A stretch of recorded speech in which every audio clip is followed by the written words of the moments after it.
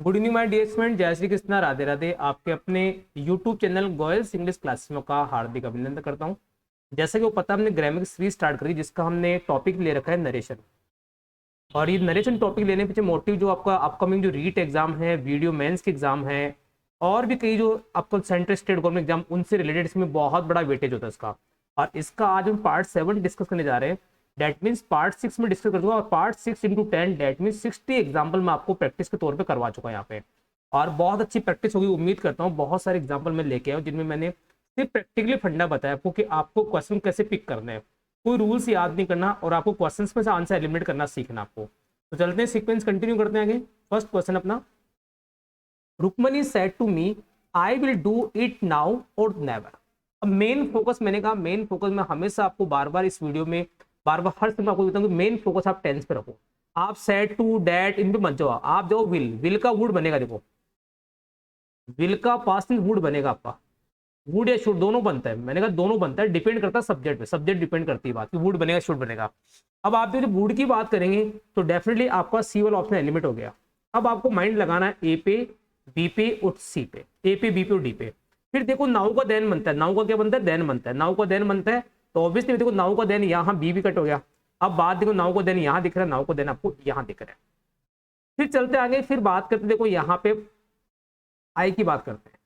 आई की बात करते हैं तो अब ध्यान दो, आई अपना फर्स्ट पर्सन है, आई और वी फर्स्ट पर्सन होते हैं जिनको आप चेंज करेंगे सब्जेक्ट के बिहाफ पे, सब्जेक्ट के बिहाफ पे। और सब्जेक्ट किसके बात कर रहा हूं मैं, सब्जेक्ट यहां बात होती है रिपोर्टिंग स्पीच के।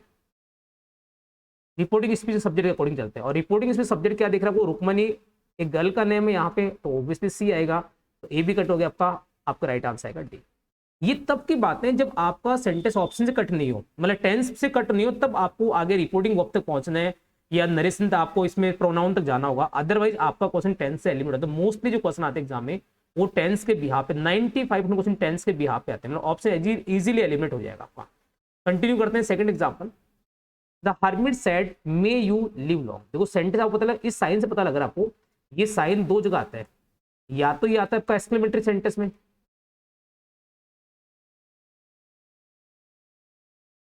या फिर ये साइन आपका आता है, ये साइन आता है आपका ऑप्टेटिव सेंटेंस में। दो जगह इसका यूसेज देखने मिलता है पूरी इंग्लिश ग्रामर, और कहीं यूज नहीं इसका ऑप्टेटिव सेंटेंस में।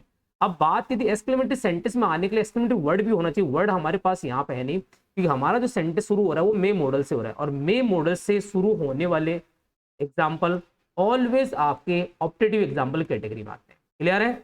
अब जो चलते हैं यहाँ, आपको पता है मे का पास में माइट बनता है। माइट जो कहाँ का है, माइट सब में नजर आ रहा है, तो डी कट हो गया, मतलब डी कट हो गया। मतलब हमें ये सुविधा मिल गई कि हमें डी पे फोकस नहीं करना, फोकस हमें करना ए बी और सी पे।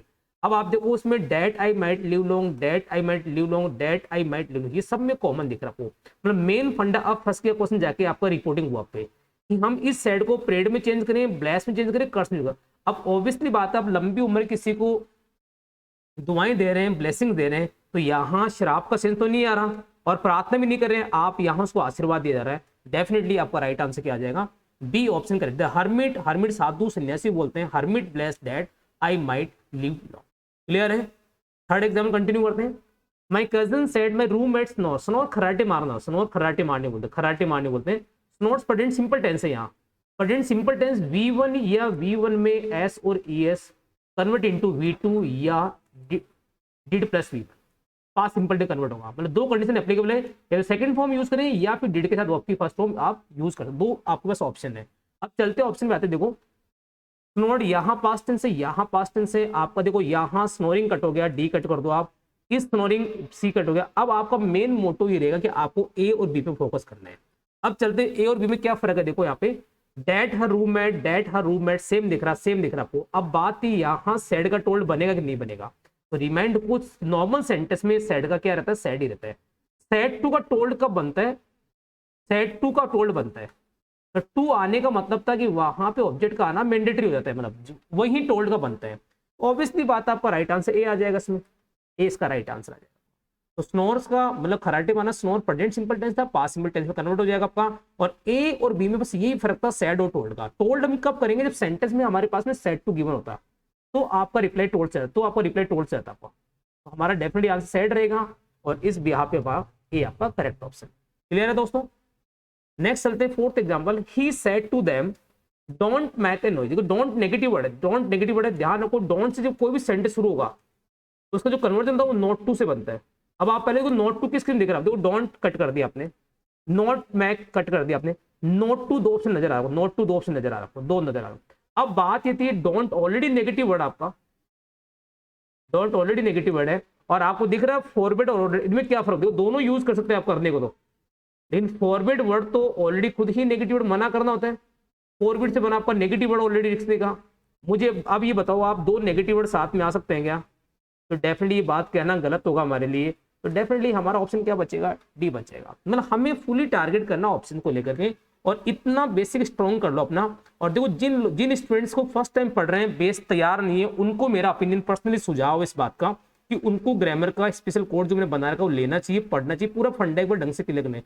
जिन लोगों ने पढ़ रखा है उनको नीड नहीं है, उनको सिर्फ प्रैक्टिस फोकस करना है। और प्रैक्टिस के लिए मैंने उनके लिए ई बुक बना रखी और एक नरेशन वर्कबुक भी अवेलेबल करा रखी, वो लेके वो प्रैक्टिस करें। सिर्फ यहाँ भी प्रैक्टिस करा वहां भी प्रैक्टिस पे ध्यान दे। जिनका पढ़ा हुआ उनको सिर्फ प्रैक्टिस की नीड है, उनको टॉपिक पढ़ने की जरूरत नहीं है। जिनका टॉपिक पढ़ा हुआ नहीं, जिनको बेस ही नहीं पता कि दो नेगेटिव वर्ड का क्या होता है, फॉरवर्ड नेगेटिव वर्ड अपोजिट, तो उनको फिर पूरा बेसिक से पढ़ना चाहिए। तो फॉरवर्ड और नॉट एलिमेंट हो गया, आपको डबल नेगेटिव वर्ड था, तो राइट आंसर आपका डी ऑप्शन आ जाएगा। नेक्स्ट फिर फिफ्थ एग्जाम्पल है व्हाट हैपेंड। देखो हैपेंड पास्ट सिंपल टेंस है, V2 दिख रहा है आपको, और V2 का कन्वर्ट किस में जाएगा, आपका हेड V3 में जाएगा, ऑब्वियसली बात है। मतलब आपका आंसर आएगा पास्ट परफेक्ट टेंस में। ऑप्शन चेक करो, देखो ए कट हो गया, बी कट हो गया, आपका डी कट हो गया, ऑब्वियसली बात है राइट आंसर क्या आ गया सी। अब इसमें कहीं दिमाग नहीं लगाना व्हाट यूज हुआ है कि नहीं हुआ, आस्क बना है नहीं बना, हमें सेंटेंस क्या चीज थी, वो सब ऑप्शन एलिमेंट हो गया आपको। बस आपका फोकस यहाँ पे सी पे डायरेक्ट आ जाएगा, क्योंकि व्हाट हैड हैपेंड, और व्हाट यहाँ खुद ही जो कनेक्टर है, कनेक्टर सब्जेक्ट काम कर रहा है, डायरेक्ट हमने टेंस यूज कर लिया, हेड के साथ वर्ब की थर्ड फॉर्म यूज की। क्लियर है दोस्तों? सिक्स्थ एग्जांपल देखो, are you going to Delhi tomorrow. Are you going, present continuous tense दिख रहा है आपको, are plus V4, present continuous tense convert into past continuous tense, past continuous was verb के साथ वर्ब की क्या आएगी, फोर्थ फॉर्म। चेक कर दो वाज वर्ब फोर्थ फॉर्म का दिख रहा है, was going was going was going, और ये आपका डी कट हो गया। क्लियर है? अब फोकस करना था आपको यहाँ कंजंक्शन के ऊपर, तो डेफिनेटली सेंटर आपको इंटरोगेटिव कैटेगरी का है, और इंटरोगेटिव में कभी भी डेट नहीं आएगा, टी भी कट कर दिया हमने। अब डाउट था मैं ए और बी पे, आई आस्क हर या आई आस्क फ्रॉम हर, तो रिमाइंड को कभी भी नरेशन में आस्क, टोल्ड,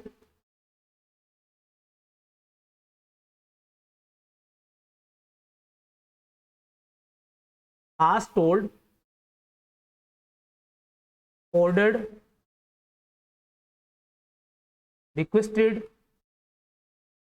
एडवाइस, इनके साथ में किसी भी प्रेपोजिशन का यूज नहीं होता। ये चीज रिमाइंड को नरेशन में इनके बाद किसी भी वर्ड का यूज नहीं करना, no preposition. To, for, from, into ये रॉन्ग होता है, में कोई भी वर्ड नहीं आता, तो डेफिनेटली बी भी कट हो गया आपका। आपका जो राइट आंसर वो क्या रहेगा, ए आपका करेक्ट ऑप्शन है। क्लियर है?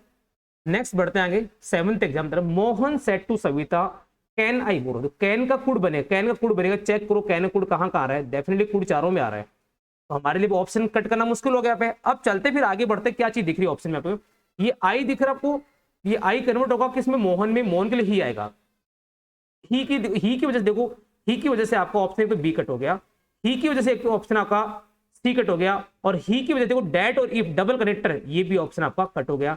डेफिनेटली आपका राइट आंसर क्या आ जाएगा, ये ऑप्शन। मतलब पूरा टारगेट हमारा ऑप्शन पे था, इजीली आप क्वेश्चन क्लिक कर जाओगे, और एग्जामिनर को इस बात से कोई मतलब नहीं है कि आपने आंसर कैसे पिक किया, कैसे क्लिक किया, उसको कोई मतलब नहीं, उसका मोटिव सिर्फ आंसर देना है, और आपका मोटिव है कि हमें एग्जाम में टारगेट से बना, पेपर का ऑब्जेक्टिव पैटर्न को हमें ऑब्जेक्टिव फॉर्म बनाना है कि हमें क्वेश्चन का आंसर किस तरह क्लिक करना है एग्जाम्पल से। नेक्स्ट कंटिन्यू आ गए 8 exam, Ram said the children had better. देखो हैड बेटर क्या, तो हाफ मॉडल होता है actually, had better, would rather,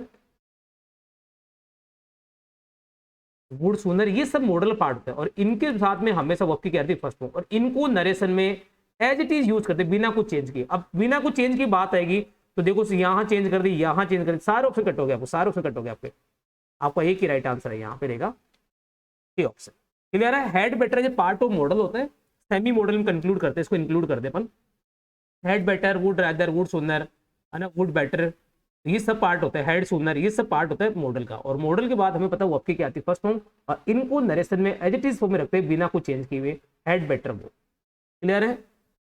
next 9th example था, the teacher said to the students, teacher ने स्टूडेंट से क्या कहा, 2 and 2 मेक 4। अब आपको पता है 2 and 2 मेक 4 ये अपने आप में मैथ्स का एक प्रिंसिपल है कि 2 + 2 मिलकर के आज भी 4 ही होते हैं, पहले भी होते थे, आगे भी ऐसे ही होते रहेंगे, मतलब कुछ चेंज नहीं होगा, कुछ चेंज नहीं होगा। अब देखो चेक करो आप यहाँ से, 2 ऑप्शन वैसे कटोगे, 2 ऑप्शन वैसे कटोगे, 2 and 2 मेड, मेड का मतलब नहीं टेंस तो चेंज करना ही नहीं आपको।